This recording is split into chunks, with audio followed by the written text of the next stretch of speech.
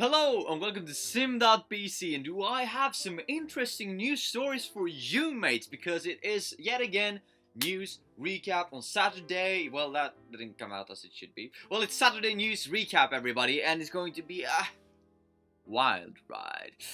At least for me, because I'm doing this right before I'm packing all my stuff into the car and moving like 3 to 4 hours away from here by car to my apartment. Yes, indeed. So hopefully, mates, we're going to have a bit of a speedy internet connection in a few days.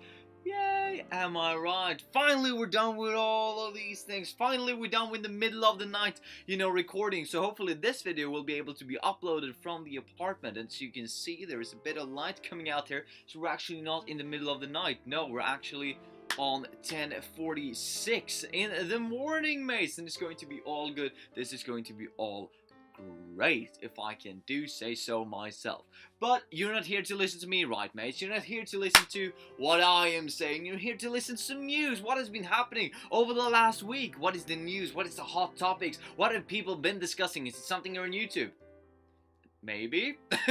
Is it something that has happened in the world? Maybe. Is it something that's happened by me or happened to me? Maybe that too. We're getting into all of that, mates, so just bear with me as I move myself around and kick this off with the first news piece of the day. And this is something that most of you will have heard already, especially if you watch me scripted video, right? Because I'm of course talking about YouTube changing their monetization process, their monetization policy, the requirements for what you need to have in order to monetize your videos and get that sweet ad revenue, get that sweet YouTube cash money into your bank account based on views, based on comments, based on likes, based on shares, based on subscribers. Well, or is it that way? Because it seems like nobody actually knows how it all works. They all know that, well, views equal, money, but then again, is it because of the ads? Is it because of a certain type of ad? Is it because how many times people click on the ad? Is it because of how many times the ad is shown? Maybe that information is hidden somewhere inside the YouTube algorithm. Maybe it's hidden somewhere inside, the YouTube different pages that they've released full of text that you can work through, that you basically need to hire a lawyer in order to get your head around all of the laws, all of the things that they've published, all of the small requirements for actually understanding and getting the big picture. Because if somebody here actually knew how the algorithm was working, then believe me, I think that someone either would hold it very close to heart because they don't want to share it, they want to be the biggest one on YouTube all by themselves. Not that it seems like PewDiePie's figured it out yet, but you know what I mean. According to, his public perception anyway, maybe he's sitting there on some crucial information, right, and he's like, ain't gonna share this with the people, because it's all mine. Maybe that is the case. Probably not, hopefully not. Either way, I think that if someone actually found it, if I found it, for instance, I would just splash it out there for the views. Am I right? Because it's all about that ad revenue per view. That's something that seems to be kind of clear, at least. More views equals more cash. But anyway, before we get into that, we're talking about the YouTube change to the monetization policy overall. And let's just rape out the previous requirement that came after the adpocalypse because of hate speech, because of other things, because of PewDiePie was like a key figure in that era. So the previous requirements, right, were nothing, as I understand it. And then they implemented the requirements of having 10,000 views in order to, over the course of the channel's entire lifetime, in order for you to actually get in order to apply for your channel to get reviewed by YouTube, in order to get that sweet ad revenue on your videos, in order to enable the monetization, you needed 10,000 views over the entire lifetime of your channel. Over across all videos, could be 10 views here, could be 10 views there, no matter the subscription count, right, mates? And that's quite important, because as we're moving into the next point here, the things that have been changing, the new way of looking at YouTube after less than a year being active, this 10,000 view mark, they have already changed it. And they have changed it too, as the new requirements are to have 1,000 subscribers and mates and 4,000 watched hours. So no views, mates, watch hours over the last 12 months on your channel. So this is yet again not the entire lifetime, not the entire lifespan of your channel anymore. No, no, no. Now it's the latest 12 months. Why is this the case? Well, as I understood it, because I did some digging, right? I did some background research about this, and it turns out there are apparently limited amounts of ads on YouTube. What's that mean? Well, basically it means that if everybody on YouTube all of a sudden just say that, hey, we're monetizing our videos, we're saying that it's okay for you as a company to put your, what you would say, media, you put your ad on my video. If everybody does that and everybody is watching their videos, let's say that all of them plays at once, then maybe only 50% of those videos will actually show ads. Why is this the case? Well, apparently, right, as I understood it, so keep in mind, you know, be a bit source critique, think about the source criticism and don't just take my word for it, but apparently, as I've understood it, right, it's all about that companies sells a certain amount of ads. So let's say that they sell 6 million ads that can be played at any given time. Then if 6 million videos are playing with those ads on it, and 6 million is probably not the conservative estimate, it's probably an optimistic estimate, but let's say that 6 million videos are played, then they're going to show these 6 million ads on those videos, and then if you start another one, and these are all the ads on the platform, that video, even though you have enabled monetization as a creator, your ads will not run on your video because they're simply taking up. They're taking up the space, they're taking up the time. So the idea here is that videos who are no longer in use, let's say channels who are no longer in use, videos that were uploaded 10 years ago maybe, they should no longer run ads on them if not the YouTube channels is still active. And as I understand it yet again, this is because newer channels, newer videos should have the ads on them, because those are the new hot things that should have the ads on them, should encourage creators to actually make money out of YouTube, make it a bit more sustainable and a bit less, what you would say, changing with the seasons, let's say, changing with the wind blows.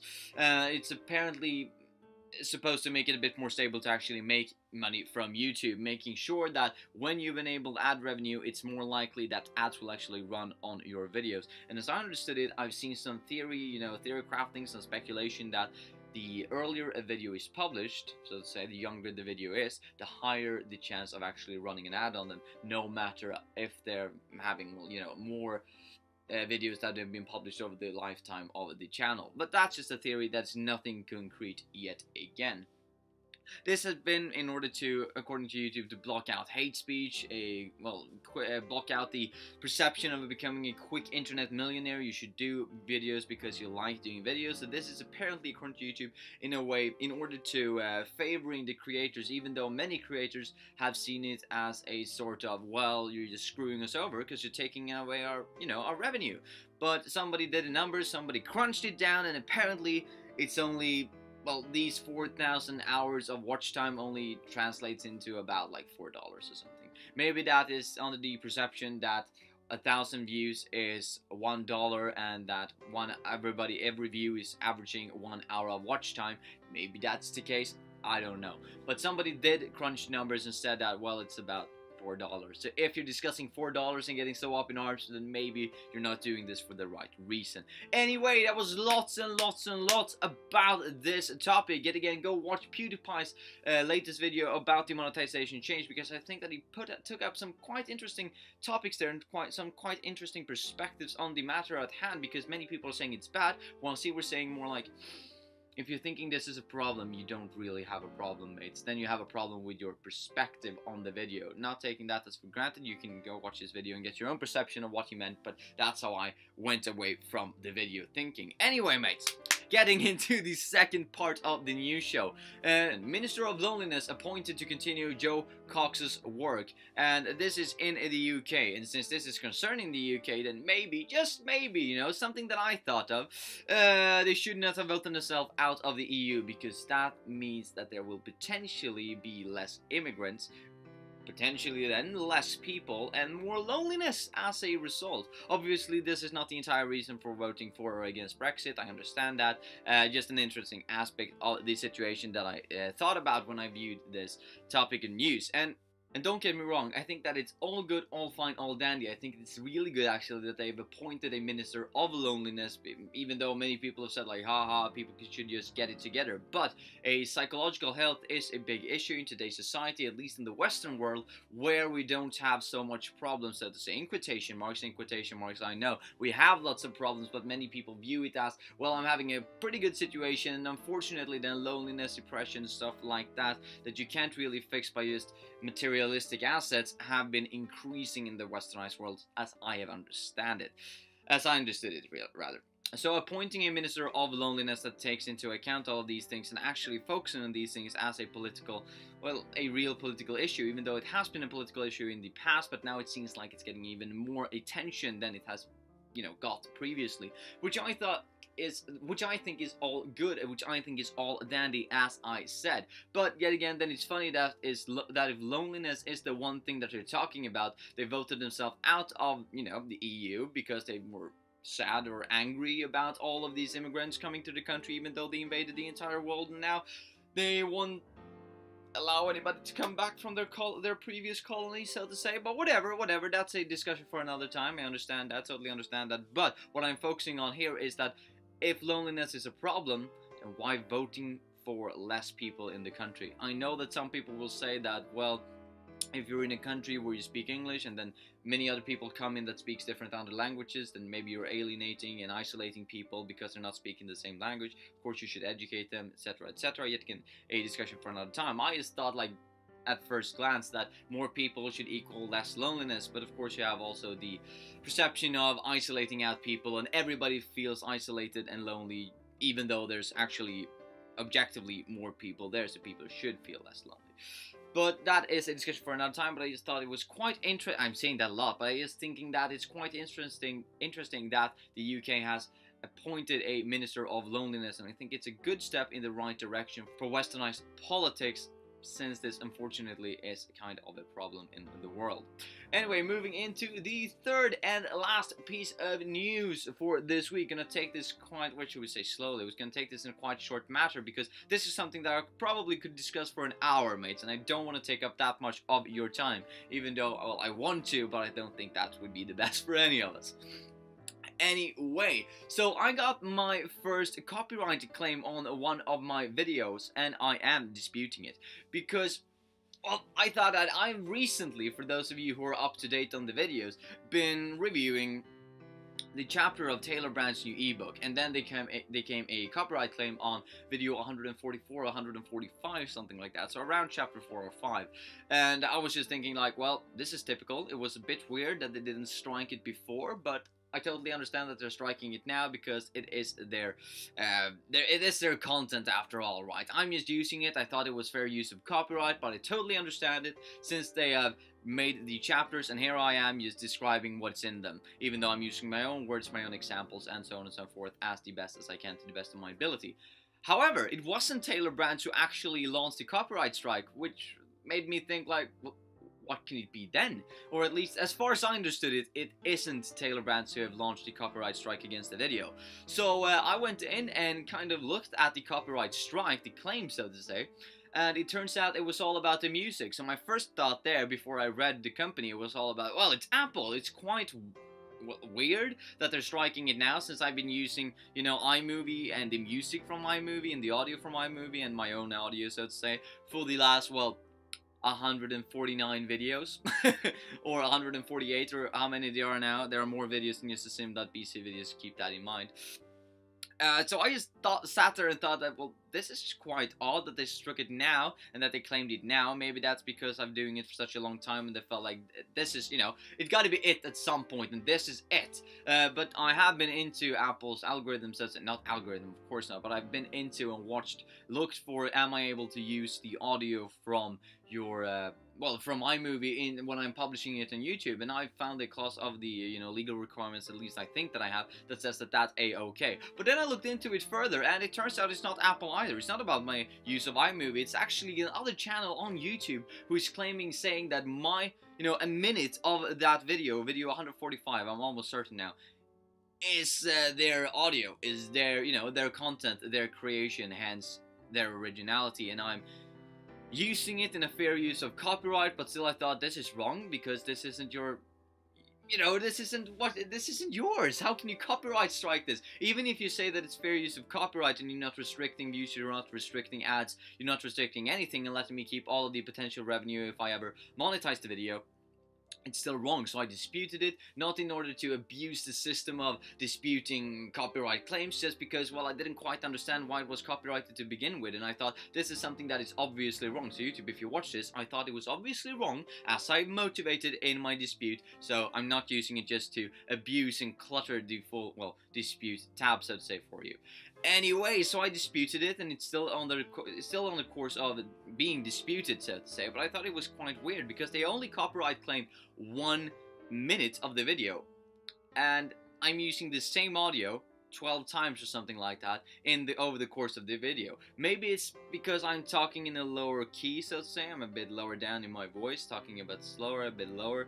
Maybe that in conjunction with that particular parts of the music, which is yet again the same as it has been over the course of, well, the last 100 videos or something, but maybe that me talking over it in that specific part, maybe it triggered some key notes and triggered some key, I don't know, patterns that some robot somewhere recognized, because I hardly think that they went in and copyright strike themselves when they were listening to it, because they should quite obviously know that this isn't our thing. If they're not using iMovie's music as well, basing it on that, and since if they do, it's not theirs to begin with, it's Apple's yet again. But anyway, I googled the channel and I watched the video as I understood it, which I think that the copyright strike was originating from. What was the actual piece of copyrighted material that I was using in fair use of copyright? Or not that I am using it in fair use of copyright, but it's not their copyrighted material. And I couldn't even tell the difference, mates. Not even after understanding what the exact timing they were claiming that my video was copyrighted in and their video. I couldn't even understand it. I couldn't hear it, as I said, even after understanding which part it was. And I was so confused that YouTube is actually allowing people to copyright strike in this manner. They should be able to, or should need rather, to actually display some kind of evidence in order to actually make a copyright claim. But yeah, that was a lot about my recent, well, the recent developments from my part, I'd say, a recent thing that has happened in my life about that's also concerning the channel, right? This dispute about the copyright claim. So we're gonna see how it works out with that. Hopefully I wasn't too long on this point. It's just something that I thought, it's something that's happened over the last week that has affected me in a big way, because I've been all like, oh, this is kind of weird, even though I'm working with Taylor Brands. In a way, I'm not working with them, but even though I started utilizing their content, and now I'm getting a copyright strike, and maybe it's Apple, and no, it's not, it's somebody else, and now I'm getting to learn that aspect as well. So that's been the latest news. The thing about the administration in appointing the loneliness, the Minister of Loneliness. Oh my days, the English here, right? The appointment of a Minister of Loneliness in the UK, and the YouTube algorithm changing, and the YouTube monetization policy changing. That is news, of course, but then this is like, depending on if you're invested in the channel, this is actual news for you too. So, hope you had a good one, mates, even though I talked about this for a very long time, but I'm quite passionate about what I'm doing, so I like talking about it.